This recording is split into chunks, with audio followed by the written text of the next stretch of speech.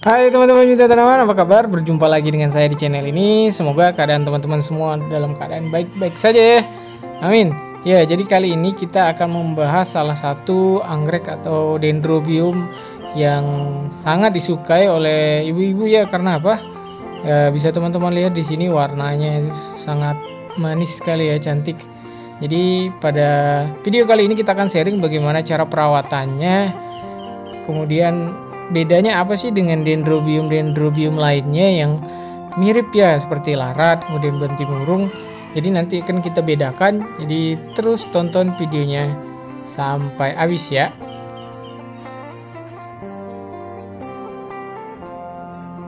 Ya teman-teman, dendrobium ini namanya adalah Dendrobium mantanga ya. Banyak yang bilang bahwa asalnya adalah dari Kapuas, Kalimantan Tengah.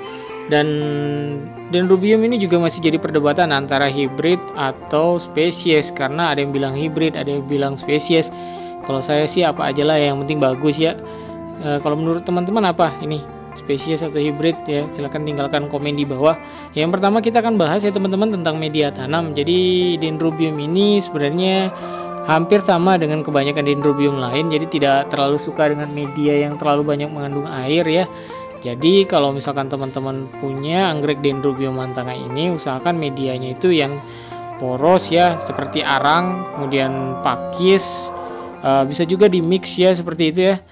Jadi hal tersebut berguna agar dendrobium ini tidak busuk ya teman-teman, seperti itu ya.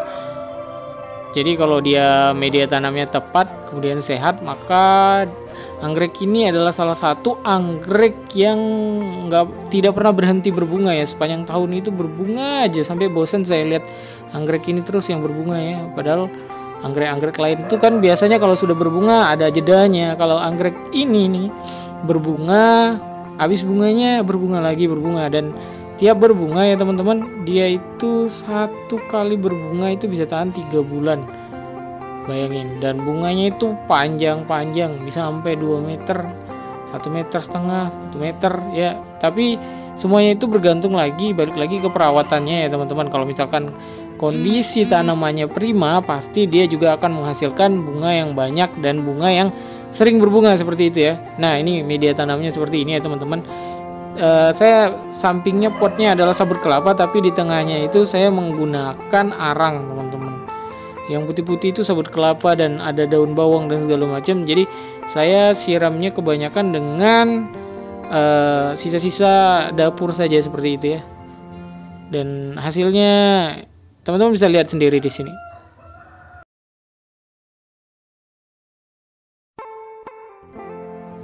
Ya, yang kedua yang akan kita bahas adalah peletakan ya teman-teman. Jadi dendrobium mantanga ini sebenarnya kuat dengan kapasitas atau intensitas cahaya yang banyak ya. Jadi kalau misalkan teman-teman beli ini, tanya dulu saja di penjualnya, kira-kira ini sudah adaptasi belum di tempat panas. Karena kalau belum, latih saja pelan-pelan, karena dendrobium ini termasuk salah satu dendrobium yang kuat ya terhadap panas ya. Tapi kalau misalkan dia belum biasa dipanaskan ya, teman-teman tetap harus melatihnya dengan cara perlahan-lahan ya.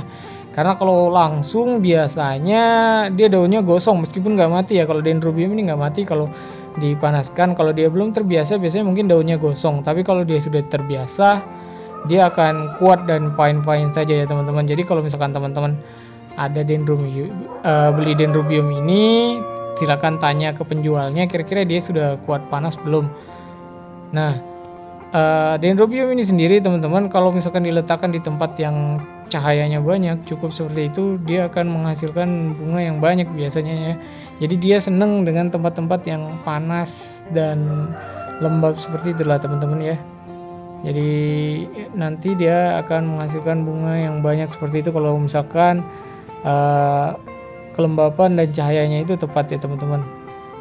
Seperti inilah kira-kira ya. Saya sorot lagi bawah sampai atas. Oh ya teman-teman, saya lupa mention lagi kalau misalkan bunganya dendrobium ini wangi ya. Jadi kalau teman-teman beli dendrobium ini, dia berbunga wangi, tapi memang wanginya itu memang tidak terlalu kuat sekali ya, seperti dendrobium anosmum ataupun dendrobium merpati, tapi kalau misalkan kita tempelkan di hidung itu biasanya tercium. Apalagi kalau habis hujan ya, biasanya wanginya itu lebih kuat lagi, seperti itu ya teman-teman ya. Ya, selanjutnya adalah untuk penyiraman ya teman-teman. Jadi kalau misalkan teman-teman punya anggrek ini, lihat media tanamnya ya. Karena biasanya sering ada yang tanya itu, biasanya saya harus nyiram anggreknya kapan ya Mas ya.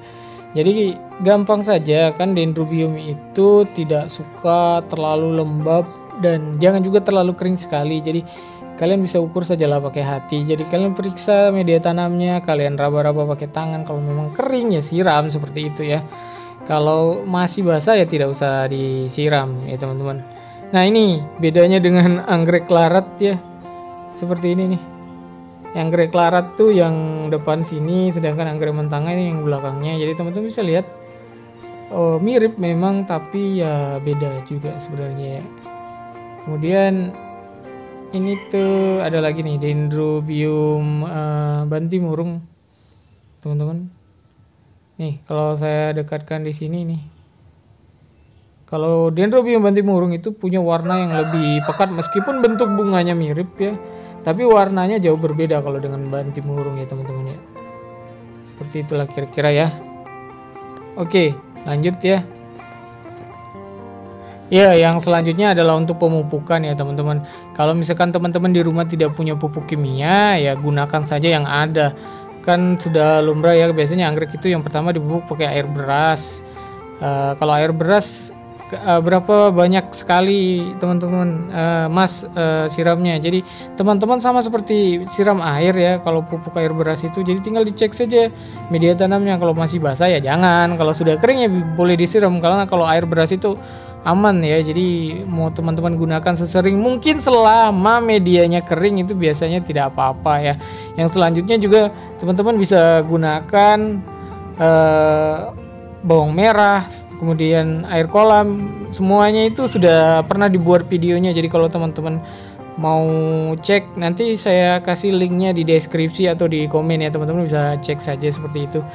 Kalau ini murni pupuknya itu semuanya bahan-bahan alami ya, tidak pakai pupuk kimia ini teman-teman. Jadi hanya air beras. Kemudian kalau tidak ada air beras, biasanya saya siram dengan air kolam ikan, karena di belakang rumah saya kebetulan ada air kolam ikan. Kemudian saya kasih juga kadang-kadang air bawang merah ya yang dicampur dengan air beras, seperti itu ya.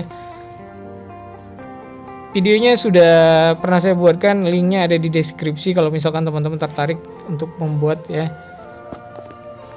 Ya, tapi kalau misalkan teman-teman mau pupuk dengan pupuk kimia juga tidak apa-apa. Sudah ada videonya juga ya. Jadi teman-teman bisa pakai Gaviota atau Growmore kalau mau membuat dia berbunga banyak seperti ini ya, pakai pupuk pembungaan. Kalau misalkan mau membuat dia beranak dan berakar banyak ya tinggal pakai pupuk pertumbuhan saja, seperti itu ya teman-teman ya. Jadi untuk harganya ya teman-teman, Dendrobium ini kategorinya pertengahan lah ya, murah enggak, terlalu mahal enggak, tapi cukup mahal ya, apalagi untuk rumpun besarnya. Jadi biasanya itu harganya itu kisaran berapa ya, tapi setiap seller biasanya beda-beda ya. Dulu saya beli ini hanya dua tangkai saja, dua batang itu 250.000 harganya, cukup mahal memang ya. Ya, jadi kalau misalkan teman-teman tertarik untuk beli ini, saya sudah pernah buat juga tentang seller yang bisa beli anggrek mentanga ini. Linknya juga saya taruh di link deskripsi ya teman-teman. Ya, ini saya bedakan lagi, ini Dendrobium atau anggrek bantimurung, warnanya seperti ini. Kemudian mentanganya tadi itu lebih soft ya teman-teman. Oh ya, untuk Dendrobium mentanga ini ya teman-teman, pokoknya dia tuh berbunganya nggak kenal waktu, nggak kenal musim. Kemudian wangi, dia tuh mudah beranak, mudah juga tumbuh keiki. Jadi lengkap lah sudah sebenarnya Dendrobium ini ya. Kalau berbunga tahan lama, apalagi kalau musim kemarau ya. Tapi kalau misalkan musim hujan, biasanya bunganya lebih cepat gugur ya, karena kena hujan ya teman-teman ya. Ya teman-teman, mungkin cukup sekian ya video kita kali ini. Terima kasih karena teman-teman sudah menonton sampai di sini. Semoga videonya berguna dan bermanfaat ya. Jangan lupa videonya di like, di komen, di sharing. Udah, kalau misalkan teman-teman ada pertanyaan juga bisa komen di bawah, nanti saya jawab ya. Kalau misalkan teman-teman juga ada saran tentang video selanjutnya juga bisa komen di bawah. Ya oke teman-teman, terima kasih ya sudah menonton sampai di sini. Sampai jumpa di video selanjutnya. Selamat berkebun.